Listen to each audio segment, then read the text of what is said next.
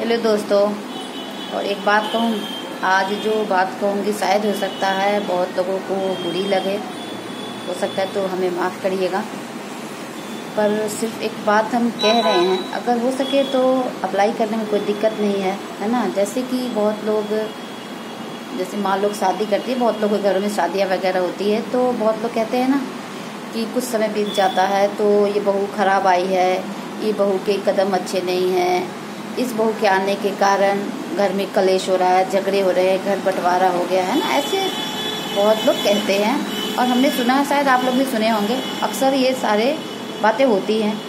तो मैं एक बात पूछना चाहूँगी उन लोगों से कि जब आप अपने बेटे की शादी करते हैं तो आप खुद देखने जाते हैं, तो उस समय तो वो बहू अच्छी होती है, बहुत संस्कारी लगती है, गुणवान लगती है ना। और मतलब कि न जाने कितने आप गुणगान गाते हैं, है ना। और जब वही बहू शादी करके आ जाती है तो आपको कमियां ही कमियां दिखती है कि तेरे कारण मेरा बेटा बिगड़ गया, तेरे कारण तूने मेरे बेटे को ख़राब कर दिया। तो एक बात बताइए, आप अपने बेटे को बस इतना ही संस्कार दिए थे जो कि, और आपको अपने संस्कार पे बस इतना ही भरोसा था जो कि आपको पूरे कुछ ही समय में टूट गया।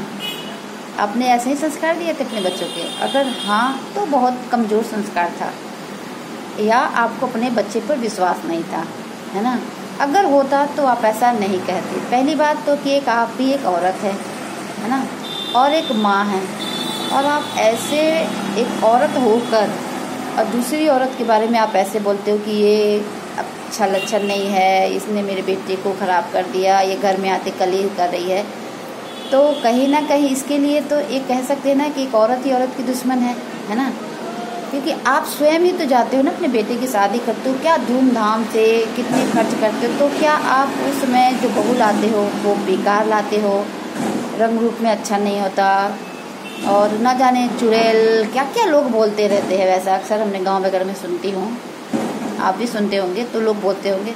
तो जब आप जाते हो अपने बेटे की शादी करने, तो क्या आप ऐसे लड़की के साथ शादी करते हो अपने बेटे के? नहीं ना, देख कर परख कर 10 आदमी से पूछताछ करके तब करते हो ना। तब उस समय तो वो लड़की बहुत ही सुंदर सुशील होती है, और अचानक से क्या हो जाता है, तो परिवर्तन की ज़रूरत है।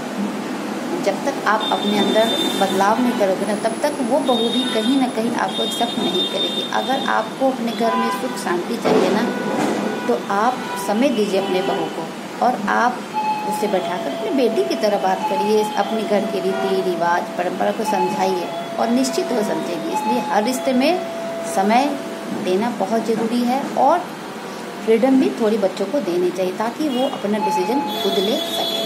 तो यही कहना था, और यदि अच्छा लगे तो लाइक करिएगा।